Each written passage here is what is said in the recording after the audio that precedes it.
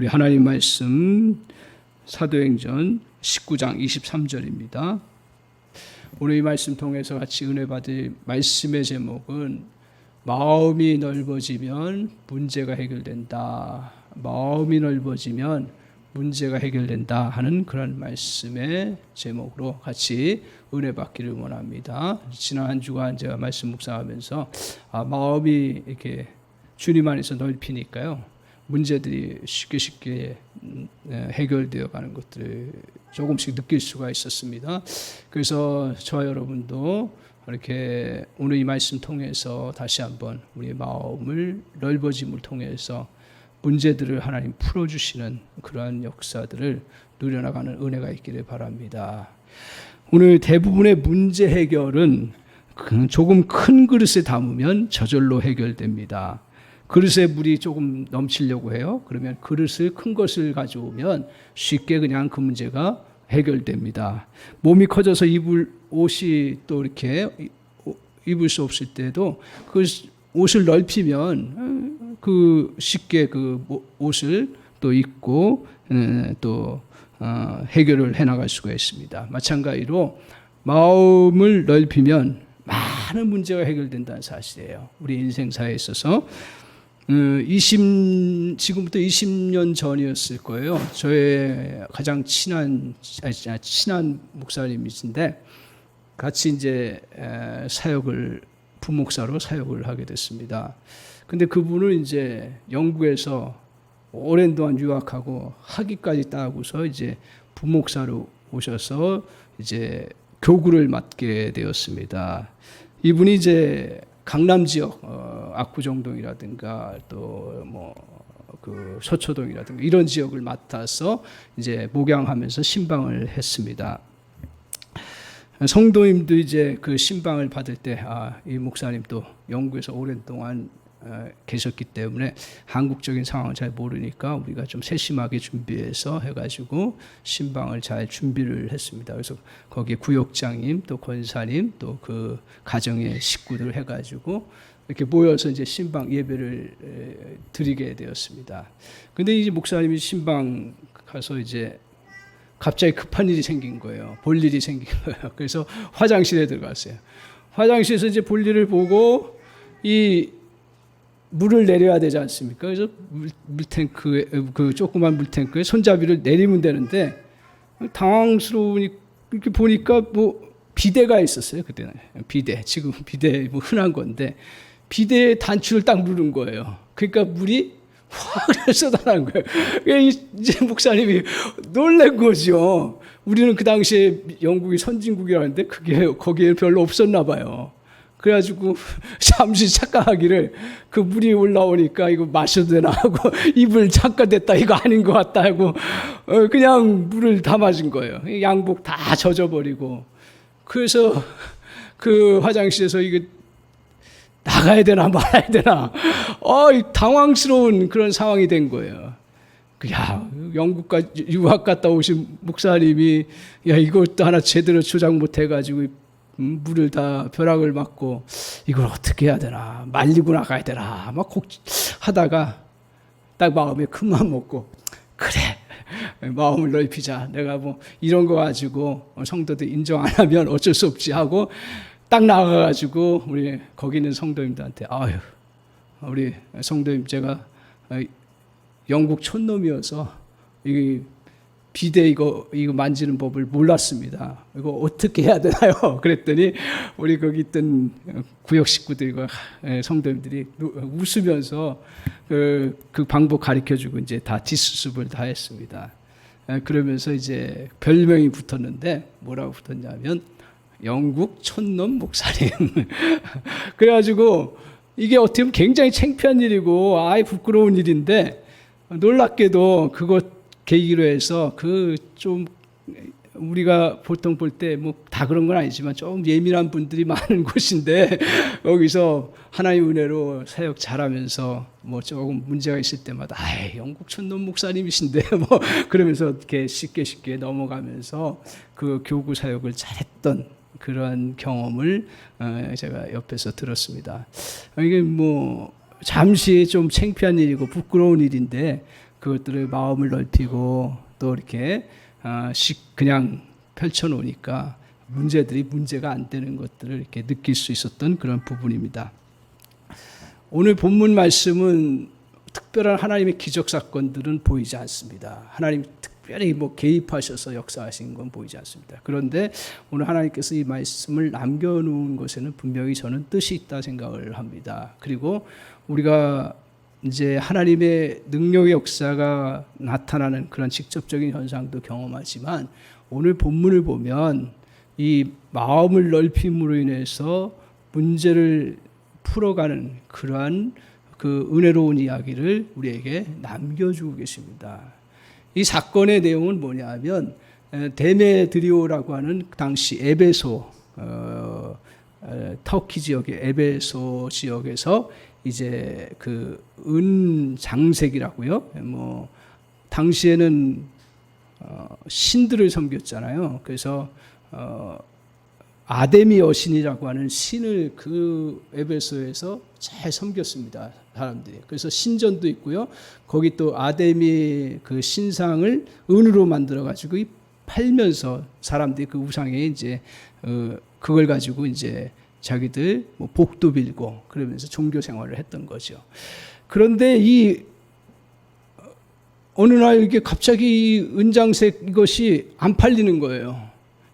데메드리오라고 하는 사람은 은장색을 만드는 큰 공장의 사장과 같은 사람이에요. 그래서 거기에 같이 딸려서 연결되어서 일하는 많은 그러한 직공들에게 그 상황들 살피면서 알아보니까 바울이라고 하는 사람이 이상한 종교를 가지고 하는데 그 전하고 나서부터 이게 신상이 안 팔리는 거예요. 원인을 보니까 바울과 그 일행들이 뭐라고 얘기를 하면서 이제 이야기를 하면서 그 자기 종교를 그 복음을 증거했냐면 25절 보세요. 25절 같이 한번 보겠습니다. 25절 같이 보시면 제가 한번 읽겠습니다. 이 바울이 에베소뿐만 아니라 거의 전 아시아를 통하여 수많은 사람을 권유하여 말하되 사람의 손으로 만든 것들은 신이 아니라. 그러니까 오늘 우리는 너무 쉽게 이것을 알 수 있는데 당시에는 그게 그 신상들이 거기 신이 들어간 것처럼 여기면서 섬겼던 거죠. 근데 바울이 그건 신이 아니다. 틀린 말이에요. 맞는 말이 너무 당연한 말이고 그것을 깨우쳐줬어요. 그랬더니 사람들이 그 깨달음이 있어가지고 이거 신이 아니구나 하고서 그것을 우상들을 다 그냥 사지 않고 또 있던 것들을 또 처분하고 하는 그러한 가운데 있게 된 거죠.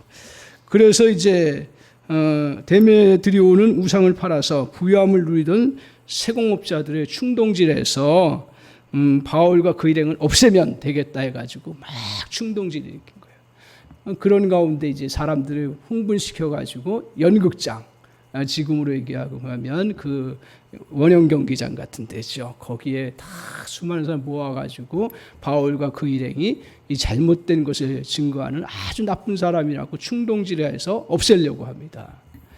그런데 이런 혼란된 상황 속에서 하나님의 특별한 기적이 일어나고 또 어떤 특별한 역사가 나타나서 해결된 것이 아니라 오늘 이 본문에 보면 두 가지의 부분을 통해서 그 해결을 해나가는데 그 핵심은 뭐냐면 사람들의 마음을 넓히는 그러한 것들을 통해서 주님께서 해결해 나갈 수 있도록 역사해 주십니다. 우리가 이제 신앙생활이 조금 더 풍성해지고 더 이렇게 우리가 또 세상 가운데서 넓어지려고 하면 하나님께서 특별한 개입도 있고 또 기적의 역사 분명히 있고 그 은혜를 우리에게 많이 베풀어 주십니다. 한편 그 자연적인 사건을 통해서 하나님이 해결해 주시는 그런 은혜가 있다는 거예요. 우리가 신앙생활하면서 이런 부분을 많이 놓치기가 쉽습니다. 그런데 오늘 본문 통해서 이 원리를 잘 보여주고 있다고 저는 믿고 이 말씀을 봅니다. 그래서 우리가 문제를 해결하는 데 있어서 마음을 넓혀야 되는데 먼저 기억하실 것은 마음을 넓히려면 먼저 믿음의 리듬을 따라야 되는 거예요. 그러니까 우리의 음악적인 것도 보면 리듬을 잘 따를 때 오래 하고 풍성하게 할 수가 있습니다. 인생도 하나님께서 이 땅의 사시사철, 또 밤과 낮, 이 모든 것들을 주셔서 그 질서와 그 흐름을 주셨어요. 동양 사상에서는 뭐 그것이 그 오행 사상으로 해서 뭐 그 자연의 그 질서들을 이제 좀 종교적으로 이렇게 풀었는데, 하나님 만드신 세상 속에서 이런 원리들이 있는 거죠. 그래서 전도서에 32때를 이야기하는데 뭐라고 하냐면, 날 때가 있고 죽을 때가 있고, 심을 때가 있고 뽑을 때가 있고, 웃을 때가 있고 또 슬퍼할 때가 있고, 이 때를 쭉 이야기하면서 그 전도서에서 말하는 것이 뭐니, 인생에 하나님이 때를 주셨던 것들을 잘 때를 따라서 행해 나가도록 말씀하고 있어요. 그래서 오늘 우리가 풍성한 삶을 살려고 하면 어떻게 됩니까? 봄에 심을 때예요. 심을 때 열심히 심어야죠. 그렇지 않고서 가을의 열매를 절대로 거둘 수가 없습니다. 착각하지 마십시오. 그리고 가을에 추수하는 것을 잘 그것을 거두어서 저장하고 보관해서 다음에 또 심어야 될 것에 대한 준비를 해야 되는 그런 계절입니다. 이 원리를 하나님 우리에게 주셨어요. 인생도 마찬가지로 이렇게 우리가 정말 기뻐할 때가 있고 또 슬퍼할 때가 있고, 거기에 맞춰서 우리가 살아가야 우리는 풍성한 열매를 맺을 수 있다라는 것입니다. 그래서 신앙의 삶이 뭐냐 한마디 얘기하면 이 리듬을 잘 타는 거예요. 리듬을 잘 타면서 나아가는 거예요. 근데 오늘 이제 보면 대적자인 사단은, 대적자들은 항상 이 리듬을 깨게 합니다. 특별히 사단은 우리의 인생을 리듬을 깨버림으로 파괴시켜버린다는 사실이에요.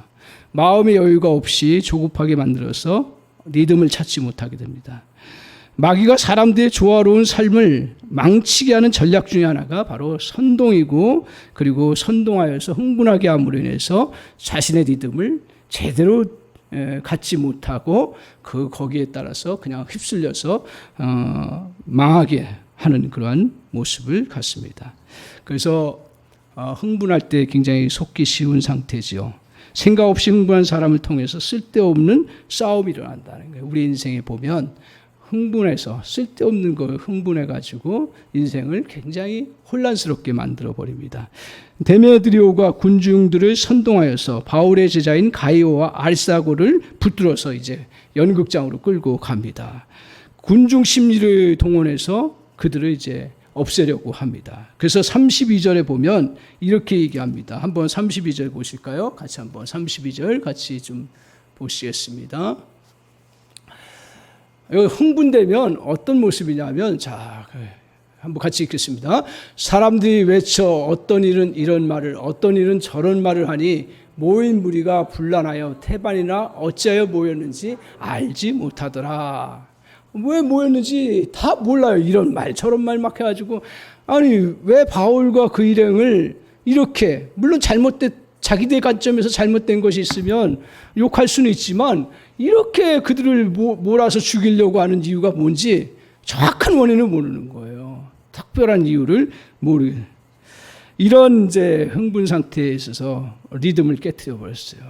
이때 이제 바울이라고 하는 사역자, 이 대단한 사역자도 여기에 같이 매몰될 뻔한 그런 모습을 보여줍니다. 그래서 이때 오늘 바울이 거기에 어떻게 되냐면, 자기 그 제자 중에 하나는 그 가이오와 알사고가 붙잡혔다는 이야기를 듣고, 도저히 우리가 사역하다가 붙잡혔으니까 바울이 그 자기 제자를 향해서 구해주고, 자기가 그 사실에 대해서 이제 사람들 설득하려고 들어가려고 합니다. 이때 인간적인 리듬인 자신의 감정으로 연극장에 들어가서 자신의 무죄를 항변하는 그런 모습을 가지려고 행동을 취합니다. 그때 남은 제자 중에 몇 사람이 바울에게 연극장에 들어가지 말도록 제지를 합니다. 바울의 동료들이 제지하면서 더 이상 들어가지 마라. 악한 그 선동에 이렇게 빠져들지 말도록 이야기를 하고 바울이 거기에 같이 내가 지금 흥분된 상태에 들어갈 필요가 없구나 깨닫습니다. 우리가 이제 신앙생활하면서 좀 주의해야 될 게 뭐냐면 우리는 복음 때문에 또 믿음 때문에 분명히 성경에서는 고난을 잘 그것을 감당하고 견뎌내라고 이야기합니다. 그런데 이게 너무 심하게 우리에게 다가오면 어떻게 되냐면 있지도 않은 고난에 들어가려고 해요. 우리 성도님들이 성경을 보시면서 혹시 고난에 그냥 들어가라고 성경이 가르쳐주는 구조 있으면 저한테 좀 알려주십시오.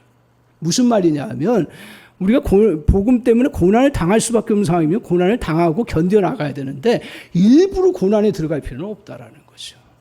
오늘 바울이 이 상황이에요. 우리가 믿음이 굉장히 좋다고 해가지고 일부러 그냥 그 상황에 들어가서 같이 그 혼란 속에 빠져들어가서 같이 어려움을 당하면서 문제 해결을 오히려 더 망치는 경우가 있어요.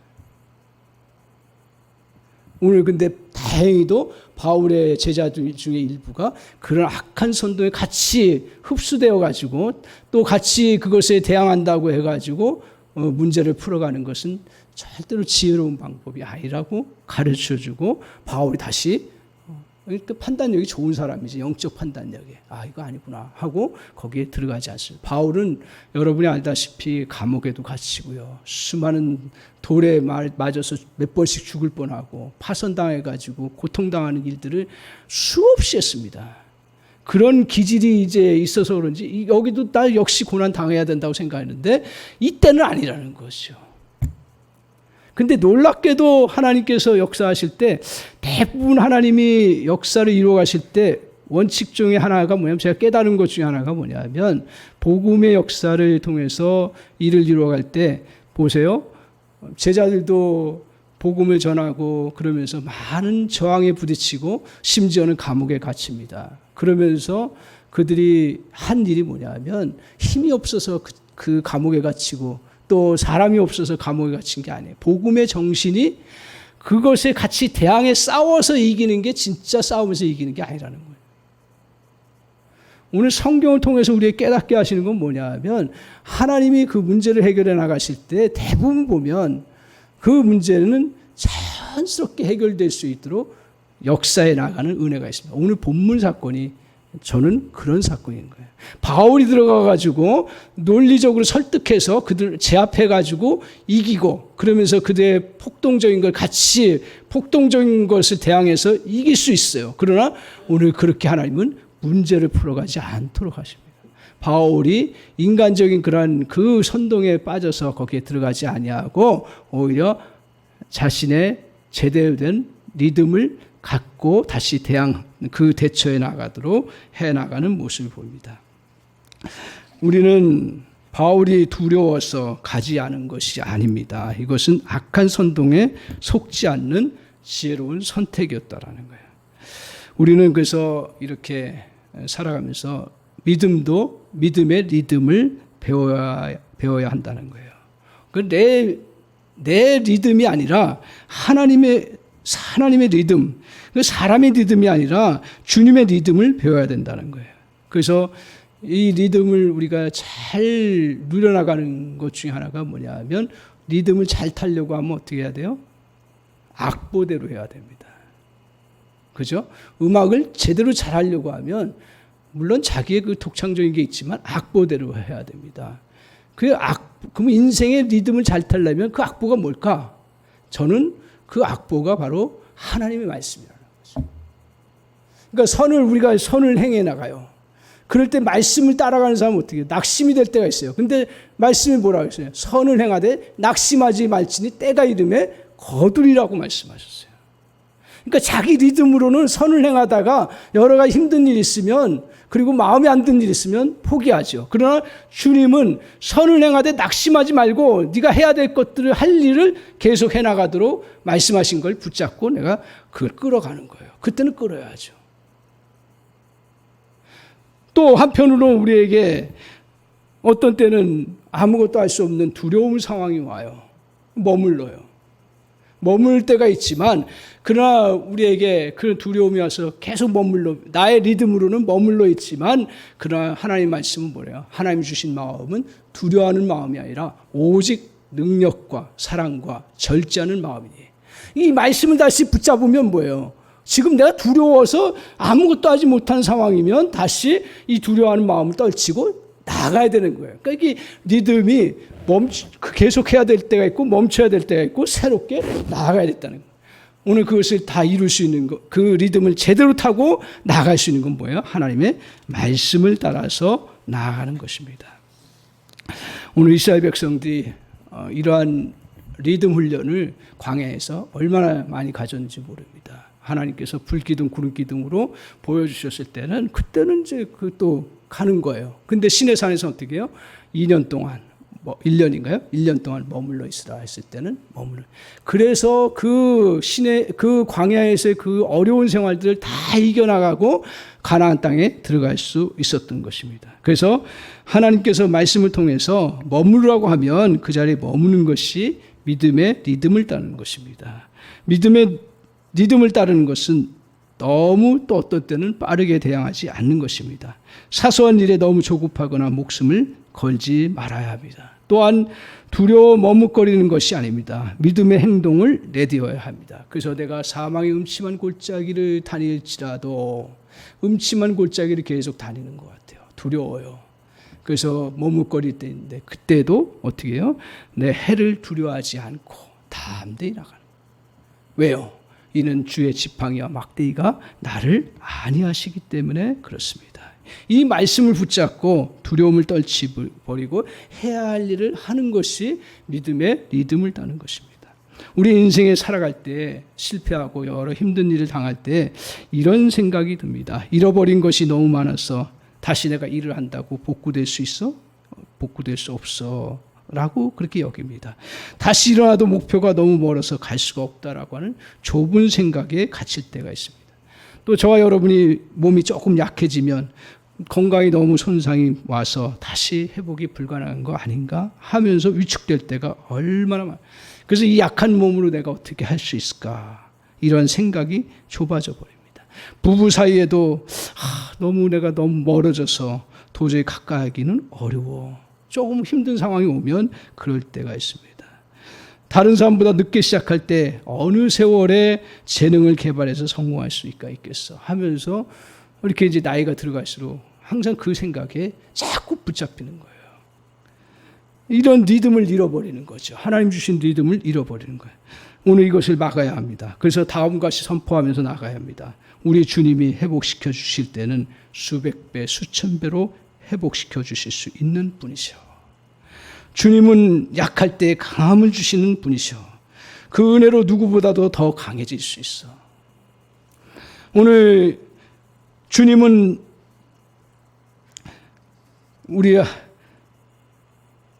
주님을 붙잡고 승리하는 리듬을 배워나가는 것입니다. 그러면 자연히 마음이 넓히게 되고 문제를 쉽게 회복하면서 나갈 수 있는 은혜의 역사가 있다는 것입니다. 사랑하는 성도 여러분, 오늘 우리가 주님 안에서 이렇게 믿음의 리듬을 잘 타가는 은혜가 있기를 바랍니다. 그래서 이 리듬을 타면 마음이 넓어지는데 마음이 넓어지면 문제가 다 그냥 웬만하면 다 해결돼요. 지난 한 주간 동안도 이렇게 이 말씀 묵상하면서 마음을 자꾸 넓혀보니까 웬만한 건 다 웃으면서 넘어갈 수 있는 은혜가 있더라고요.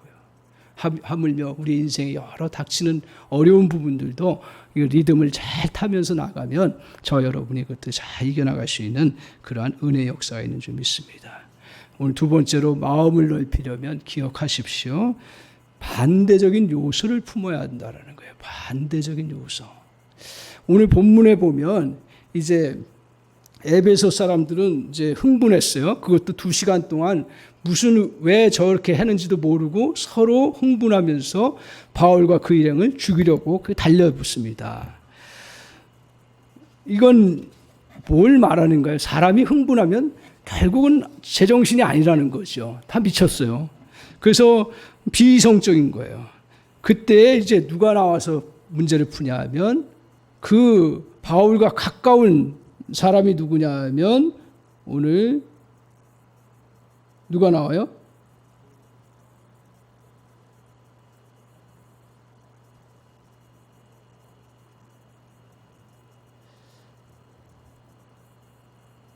알렉산더가 나와요. 33절에 보면 알렉산더가 나와요. 바울과 가까운 사람. 근데 이 사람들이 해결을 못해요. 무시해버려요. 그때 누가 나오냐면 그 당시에 그 지역의 지도자였던 서기장이 나와요. 리더죠. 그 사람이 나와서 문제를 풀어가기 시작합니다. 그런데 여기에 서기장이 어떤 특별한 하나님의 은혜를 알고 하나님의 그러한 또 기적의 역사를 이렇게 펼쳐나간 사람이 아니에요. 그렇게 해서 문제를 풀지를 않습니다. 그런데 우리가 기억해야 될 건 뭐냐면 하나님은요 일반 사람을 통해서도 하나님의 역사를 이루어 가신다는 사실이에요. 기억하십시오.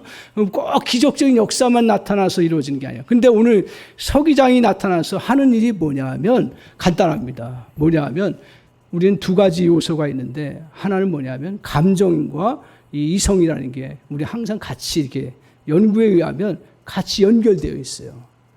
그걸 좀 생각하시면 좋을 것 같아요. 그래서 감정이 막 쏟아지면 이성이 이게 좁아져요. 반면에 이성이 활발하게 하면 감정이 이게 또 작아질 수가 있어요. 오늘 지금 어떤 상황이면 그 집단이 흥분된 상태예요. 그런 흥분된 상태에서 서기장이 이야기한 건 다른 게 아니라 이성적으로 생각해 보자라는 얘기예요. 이성적으로. 그래서 뭐라고 얘기를 하냐면 37절에 한번 보세요.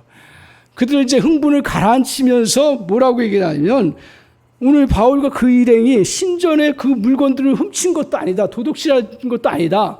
그리고 우리 여신을 비방한 것도 아니다. 우리 입장에서도 마찬가지로. 그래서 이 사람들 너희가 붙잡아 왔으니 만약에 또 문제가 있으면 정말 이 사람들이 정말 문제가 있으면 우리가 그 재판 절차가 있지 않냐. 소송의 법칙도 있지 않냐. 그래서 소송을 해서 너희 이 문제를 풀어가면 되지 않냐. 흥분할 게 아니다 이거야. 그러면서 이성으로 감정에 그냥 다 휩싸였던 사람들을 이성을 다시 생각하고 이성을 붙잡도록 함으로 인해서 이 감정을 가라앉히고 그 문제를 해결해가는 그런 모습을 보여줍니다. 그래서 결국은 흥분한 사람들이 하나둘씩 자리를 떠납니다. 그리고 모임이 흩어지게 됩니다. 오늘 조금이나마 이성적인 서기장의 중재 앞에서 비이성적인 사람들이 고스란히 무너지고 마는 것입니다. 흥분한 사람들이 이성적인 설명 앞에서 녹아져 버린 거예요. 문제가 사라지는 것이에요. 오늘 하나님이 이 말씀을 저는 보면서 하나님이 이렇게 기적적인 역사를 통해서도 하지만 이성적인 것을 잘 사용함으로 인해서 문제를 해결해 나가셔요. 그러니까 우리 기독교 신앙을 갖고 있어도요. 저도 착각을 했죠. 전에 제가 이제 이성에 대해서 제대로 사용해야 된다라는 것을 깨달은 게 언제였냐면 마틴 로이드 존스 목사님이 세례받은 이성이라는 표현을 쓰면서 이거 우리가 주님 안에서 주님이 주신 이성을 가지고 그리고 주님 안에서 이성을 잘 활용해서 진리를 알아가는 것은 너무 소중하다라는 것을 가르쳐줬어요. 그러니까 기독교 신앙이라는 게 이성을 무시해서 이루어지는 것이 아니라 물론 이성을 뛰어넘습니다. 기적적인 것은. 그러나 하나님은 오늘 베레아 성도들처럼 그 말씀이 그러한가 아니한가를 하나님이 우리 하나님 안에서 우리 이성을 가지고 다 판단할 수 있다는 거예요. 교회의 문제들이 한번 일어나면 해결이 안 되는 거예요. 우리 교회야 그런 일이 없지만 교회 안에 갈등이 생기면 해결해요. 근데 문제는 뭐냐면 굉장히 이성적이지 않다라는 얘기예요. 오히려 더 그리스도인들이 이성적이지 않을 때가 많아요. 합리적으로 생각해요. 주님 안에서 합리적. 오늘 서기장이 이렇게 이성적으로 이야기를 함으로 인해서 그 사람들이 잘못된 그러한 흥분된 감정들을 제지하고 그 생각을 더 확장시켜 나갑니다. 그래서 저와 여러분이 개인적으로도 어떤 분은 굉장히 감정이 이렇게 잘 발달된 분이 있어요. 너무 좋습니다. 그런데 이런 감정이 굉장히 발달된 사람일수록 주님 안에서 생각하는 훈련들을 하면서 이 감정을 잘 조절해요. 저 같은 경우는 오히려 감정적인 게 너무 감수성이 약해가지고 이쪽도 발달된 건 아니에요. 그렇지만 이게 발달이 안 돼. 그러니까 이것을 더 이렇게 잘 발달시키고 여기 이 생각적인 것에 너무 머물지 아니하고 감정적인 것을 잘 펼쳐나가요. 무슨 말이냐면 이렇게 우리가 반대적인 요소들, 내 개인적으로도 반대적인 요소를 잘 품을 때에 우리는 지경이 넓혀진다라는 거죠. 그럼 그 지경이 넓혀지면 오늘 문제들을 해결해 나간다라는 거죠.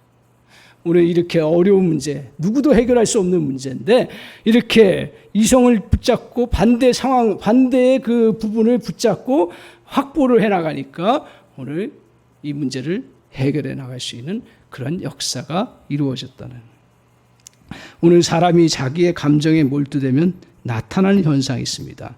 목표를 놓치고 좁아진다는 것입니다. 사단은 이것을 너무 잘 알고 있습니다. 그래서 우리를 사단이 무섭게 공격해 오지 않지요. 사단은 항상 우리 안에 뭐 이렇게 동요시키고 또 우리를 정말 흥분시키고 또 우리에게 잘못된 생각을 주입시켜 주는데 그 최초의 타락한 이유가 뭡니까? 10개 중에 1개에 집중하게 해요. 그러니까 사단은 아담과 하와의 선악과를 보게 하면서 동산 중앙에 있는 모든 나무의 것들을 먹게 하신 것에 집중하지 않게 하고 뭘 집중하게 해요? 그 선악과. 너 필요가 없는 건데. 아담과 하와는 그게 필요가 없어요. 어떤 이유로든 그건 필요가 없는 거예요. 그게 뭐 관여할 일이 아니에요. 그런데 사단은 어떻게 해요? 그거 선악과 주지 않은 것에 대해서 섭섭한 마음을 갖게 하고 그것이 마치 가장 탐스럽고 먹을 가장 좋은 것처럼 이렇게 부추겨 버리는 거예요. 그러니까 거기에 확 빠져들어가서 오늘 그 타락하게 되는 그런 모습을 똑같습니다. 우리 인생사도 보면 뭐예요? 저의 인생도 보면 힘든 일이 많다고 하지만 조금 넓게 보면 하나님 주신 게 얼마나 많은지요. 사랑관계도 마찬가지예요. 자기 배우자 하나님이 주신 그 놀라운 축복인데도 불구하고 그 부족한 것이 몇 가지가 있겠죠. 그것만 보게 하는 거예요. 좋은 거는 보지 못하게 하는 거예요. 그러니까 자꾸 좁아지는 거죠. 그래서 그것을 확장해 나가야 되는 거예요. 오늘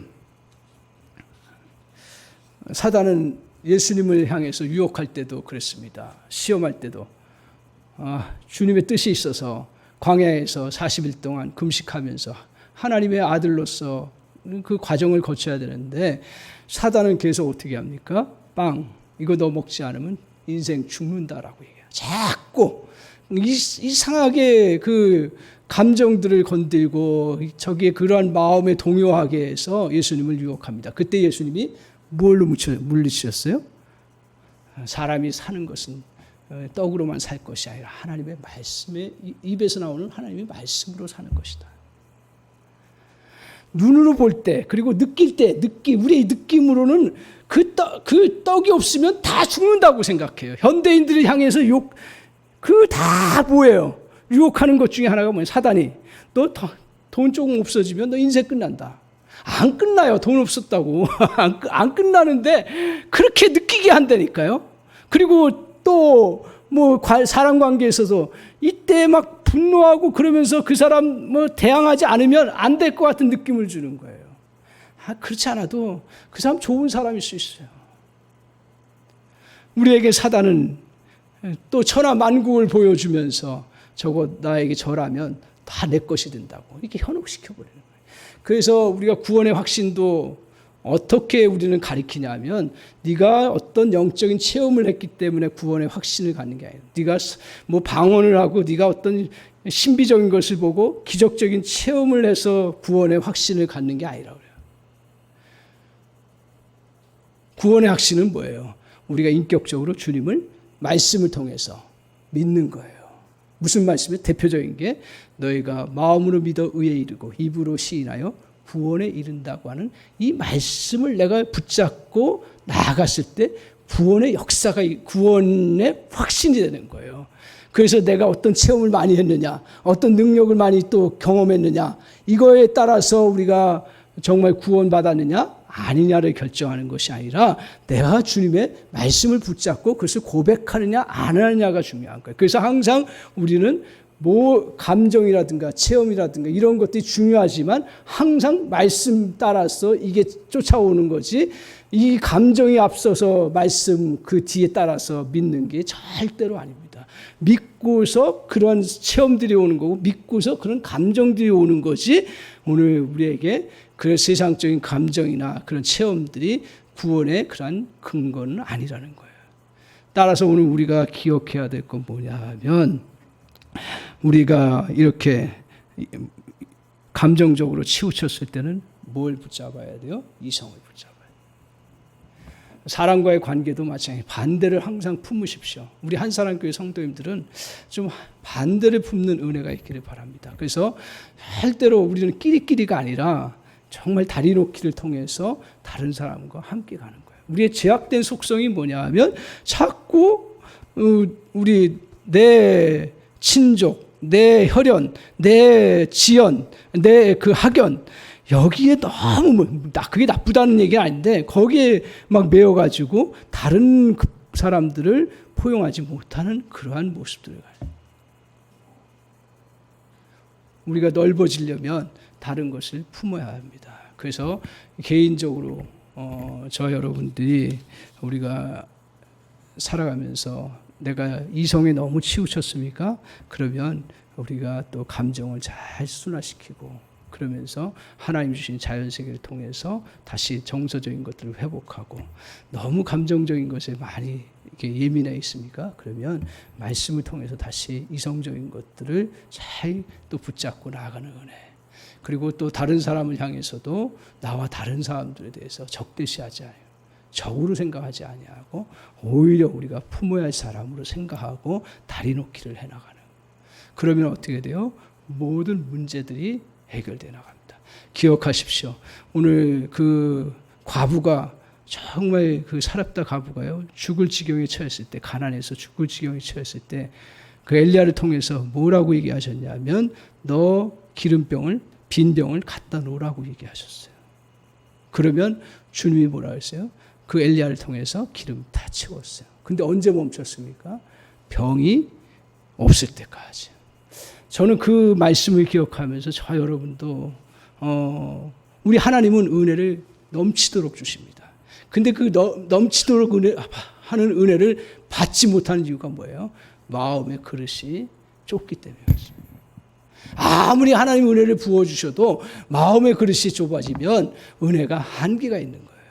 그리고 하나님의 역사도 마음의 그릇이 넓어지면 그 속에서 풍성하게 일어나는 은혜가 있는 줄 믿습니다. 한번 여러분 실험을 해보십시오. 그래, 한번 주님 안에서 나하고 반대되는 상황이지만 그래, 저것까지 품어봐야겠다. 한번 실험을 해보세요. 분명히 저는 확신하건대 그렇게 나아가면 하나님이 주시는 은혜가 아주 독특하고 새로운 역사들을 우리에게 부어주시는 역사가 있습니다. 사랑하는 성도 여러분, 물질의 부분에서도 마음을 넓히시고요, 사랑관계에서도 마음을 넓히시고요, 또한 우리의 그러한 인생사에 있어서도 마음을 넓히시고, 또 우리가 하나님 앞에서 갖고 있는 그러한 비전도 더 주님 앞에서 온전하게 넓힘으로 하나님 주실 그 은혜들을 기대하고 바라보는 저 여러분 되시기 바랍니다. 사랑하는 성도 여러분, 오늘 많은 문제가 해결되는 건 뭐라 그랬어요? 두 가지로 우리가 말씀을 나눴습니다. 본문을 통해서 하나는 뭐예요? 믿음의 리듬을 타는 거예요. 또 하나는 뭐예요? 반대를 잘 품어나가는 거예요. 오늘 이렇게 저와 여러분이 이러한 진리를 잘 붙잡고 마음을 넓힘으로 인해서 하나님의 크신 은혜를 누려나가는 그런 복된 백성 다 되시기를 주님의 이름으로 간절히 축원합니다. 아멘.